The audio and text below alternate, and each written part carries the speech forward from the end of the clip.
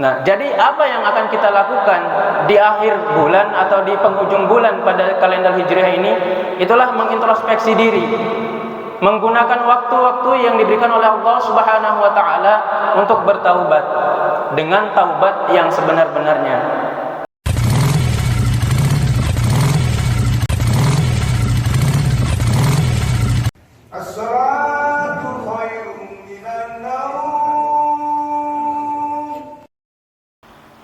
Assalamualaikum warahmatullahi wabarakatuh.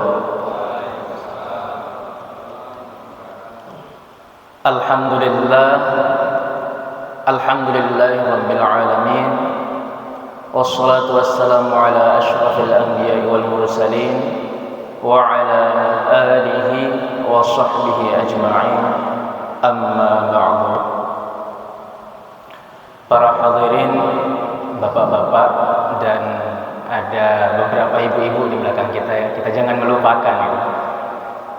Para hadirin, bapak-bapak, ibu-ibu, baik dari jamaah Masjid Walidah Dahlan atau dari jamaah Bikers Subuhan Jogja yang saya hormati, pertama-tama mari kita panjatkan puji syukur kita atas kehadirat Allah Subhanahu wa taala, atas limpahan nikmat dan karunia-Nya, sehingga di pagi yang saya rasa cukup dingin ya, karena saya berangkat dari tempat saya yang tidak jauh dari sini, motoran sebentar aja itu udah terasa dingin, apalagi dari bapak-bapak teman-teman di Kersubuhan Jogja ya, pasti merasakan juga gitu. Tapi yang semoga dengan niat dan langkah kita yang demi untuk ibadah, kita mendapatkan ridha dari Allah Subhanahu wa taala.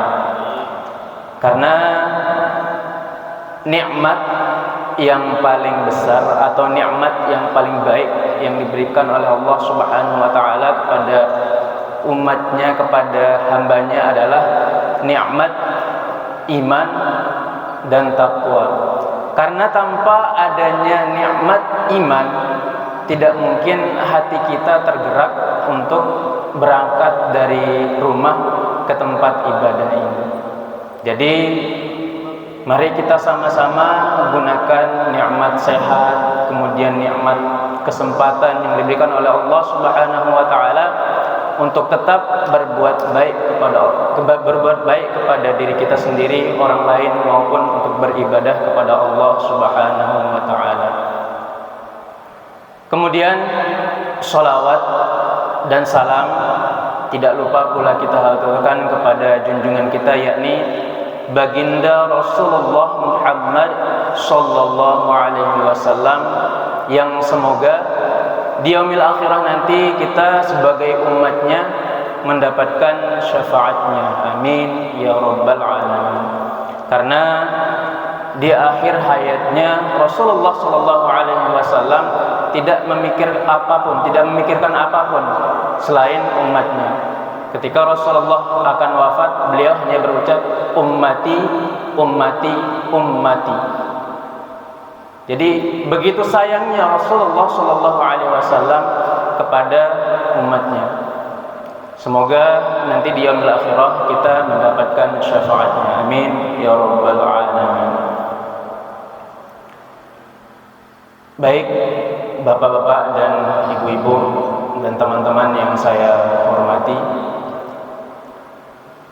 pada saat ini kita telah sampai di bulan yang terakhir dalam kalender Hijriah. Bulan apa Bapak Ibu? Zulhijjah. Jadi di dalam bulan Zulhijjah ini termasuk adalah bulan-bulan yang diistimewakan oleh Allah Subhanahu wa taala.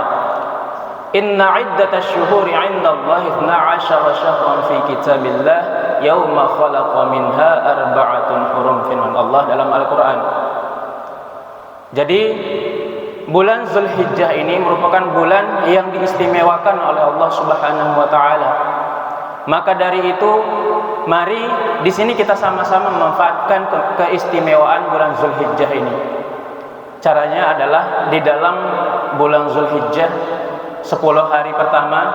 Jadi di dalam bulan-bulan Islam itu diletakkan keistimewaan oleh Allah Subhanahu wa taala, yang mana kita mengetahui bahwa bulan suci Ramadan di 10 hari pertamanya ada maghfirah, kemudian ada rahmah dan ada itqum minan nar. Di bulan Zulhijjah ini, di sini kita diberikan keistimewaan oleh Allah Subhanahu wa taala untuk melakukan ibadah-ibadah sunnah, yang mana di hari ke-9 pada bulan Zulhijjah kita disunahkan untuk berpuasa, yang mana tujuannya atau maksudnya adalah untuk menghapus dosa yang telah 1 tahun yang telah berlalu, kemudian dosa 1 tahun yang akan datang. Nah, jadi disinilah keistimewaan yang Allah berikan kepada umatnya Nabi Muhammad SAW, yang mana kita tahu bahwa usia daripada umat Nabi Muhammad SAW tidak lebih, kalaupun lebih itu adalah bonus dari 63 tahun. Jadi kita anak-anak yang muda atau yang usia 30 sampai 40-an tahun ataupun yang sudah lansia, itu kita tidak tahu kapan kita akan dipanggil oleh Allah Subhanahu wa taala. Maka dari itu, di bulan Zulhijjah ini mari kita sama-sama untuk mengintrospeksi diri. Apa yang telah kita lakukan 1 tahun sebelumnya dan apa yang akan kita lakukan 1 tahun ke depannya. Nah, dalam surah At-Tahrim ayat 8, Allah Subhanahu wa taala berfirman, "A'udzu billahi minasyaitonir rajim. Bismillahirrahmanirrahim. Ya ayyuhalladzina amanu tubu ilallahi taubatan nasuha. Asa rabbukum an yukaffira ankum sayyi'atikum wa yudkhilakum jannatin tajri min tahtihal anhar ila akhiril ayat." Jadi bapak-bapak dan ibu-ibu yang saya hormati, dalam ayat ini Allah Subhanahu wa taala menegaskan kita, ya ayyuhalladzina amanu tubu ilallahi taubatan nasuha. Wahai orang-orang yang beriman, bertaubatlah kamu dengan taubat yang sebenar-benarnya. Nah, jadi apa yang akan kita lakukan di akhir bulan atau di penghujung bulan pada kalender Hijriah ini? Itulah mengintrospeksi diri, menggunakan waktu-waktu yang diberikan oleh Allah Subhanahu wa taala untuk bertaubat dengan taubat yang sebenar-benarnya. Nah, berkaitan dengan taubat Bapak Ibu, saya teringat sebuah cerita yang mungkin kita semua sudah tahu. Ada seorang pembunuh yang telah membunuh 99 orang.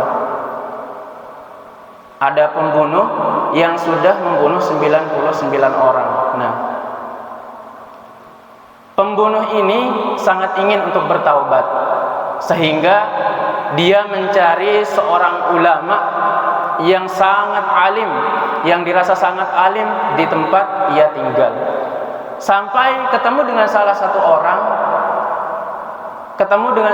orang ulama, kemudian dia bertanya, "Ya Syekh, saya sudah membunuh 99 orang dan saya ingin bertaubat. Nah, apakah taubat saya itu akan diterima oleh Allah Subhanahu wa taala?" Lalu si alim ini menjawab, "Oh, tidak bisa. Kamu sudah terlalu banyak membunuh nyawa manusia, sehingga Allah tidak mungkin akan mengampuni dosa-dosamu yang telah membunuh 99 manusia itu." Nah, sehingga di saat itu si pembunuh ini emosi dan langsung membunuh si orang alim ini. Jadi genaplah 100 orang yang dibunuh. Nah, kemudian melanjutkan perjalanannya untuk mencari orang yang alim. Si pembunuh ini melanjutkan perjalanannya sehingga ketemu dengan salah seorang alim dan bertanya dengan pertanyaan yang sama. Ya Syekh, saya telah membunuh sebenarnya 99 orang, tapi sebelumnya saya juga membunuh 1 orang lagi, sehingga genaplah saya membunuh 100 orang. Nah, enggak kebayang gitu ya, membunuh 100 orang. Dan bertanya, apakah saya ingin taubat dan apakah taubat saya akan diterima oleh Allah Subhanahu wa taala? Dan orang alim ini menjawab, iya, taubatmu akan diterima oleh Allah Subhanahu wa taala ketika kamu bertaubat dengan sebenar-benarnya taubat atau taubatan nasuha. Dan disarankanlah si pembunuh ini untuk menuju ke sebuah tempat atau sebuah kota yang dimana di sana lingkungannya sangat baik, lingkungannya mendukung untuk bertaubat, dan dilarang untuk kembali ke tempat yang sebelumnya karena lingkungannya akan membuatnya merasakan niat membunuh lagi. Nah, dalam perjalanannya si pembunuh ini meninggal dunia, Bapak Ibu. Pembunuh ini meninggal dunia, sehingga di sini malaikat berdebat apakah taubat atau orang ini akan masuk neraka atau masuk surga. Malaikat yang mencatat dosa kemudian berargumen bahwa dia harus masuk neraka. Kenapa? Karena dia telah membunuh 100 orang. Tapi malaikat pencatat pahala ingin memasukkannya ke surga karena dia itu ingin bertaubat gitu. Lalu di sini ada malaikat yang menyerupai manusia mendatangi kedua malaikat tersebut dengan berkata, ukurlah jarak antara dari mana dia sebelumnya, kemudian di mana dia akan menuju. Nah, lalu diukurlah kedua jarak tersebut, yang mana pada akhirnya yang lebih dekat adalah jarak dia untuk bertaubat.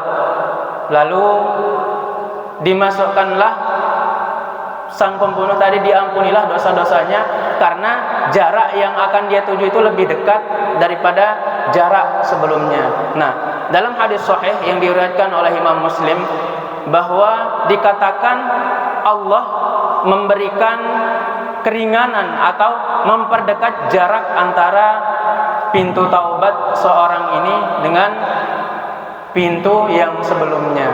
Nah, dari kisah ini bisa kita mengambil sebuah pelajaran. Bagaimana begitu banyaknya dosa, begitu banyaknya orang yang telah dibunuh oleh si pembunuh, itu kemudian diampuni oleh Allah Subhanahu wa taala.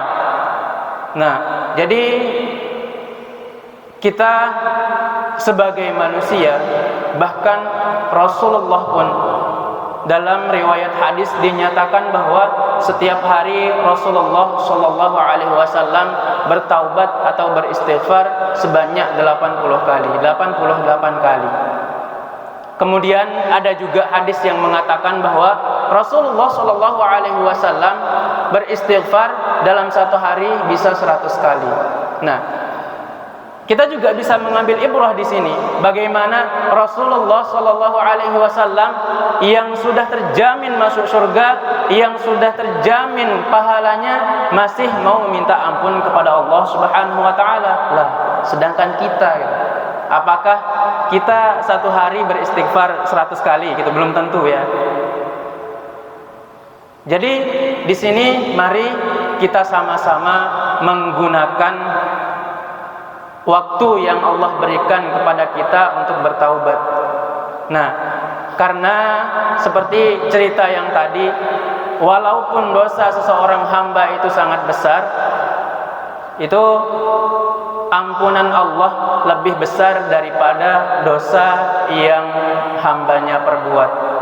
Karena Allah itu innallaha yuhibbut tawabin wa yuhibbul mutatahhirin. Sesungguhnya Allah itu menyukai orang-orang yang bertaubat, kemudian orang-orang yang bersuci.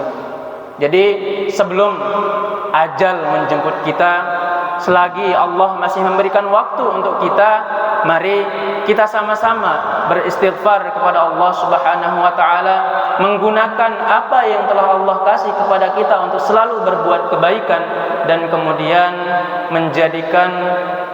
menjadikan sebuah pahala bagi kita nanti di yaumil akhirah nanti. Nah, mungkin singkat saja yang bisa saya sampaikan. Semoga di akhir bulan, semoga di akhir tahun kalender Hijriah ini kita bisa menjadikan tahun kedepannya lebih baik, karena dalam hadisnya Rasulullah sallallahu alaihi wasallam, "Man kana yaumuhu khairan min amsihi fahuwa rabihun, wa man kana yaumuhu mithla amsihi fahuwa mal'unun, wa man kana yaumun syarran min amsihi fahuwa maghbunun." Yang artinya, barang siapa yang hari ini lebih baik dari hari kemarin, maka ia tergolong orang yang beruntung. Kemudian barang siapa yang hari ini sama dengan hari kemarin, maka ia termasuk orang yang merugi. Dan barang siapa yang hari ini lebih buruk dari hari kemarin, maka ia adalah orang-orang yang dilaknat. Semoga kita termasuk orang-orang dalam golongan yang pertama, yang hari ini kita lakukan lebih baik daripada yang kemarin, dan semoga kita tidak termasuk orang-orang dari golongan kedua. Amin ya rabbal alamin. Sekian dari saya, kurang lebihnya mohon maaf. Billahi taufiq wal hidayah. Wassalamualaikum warahmatullahi wabarakatuh.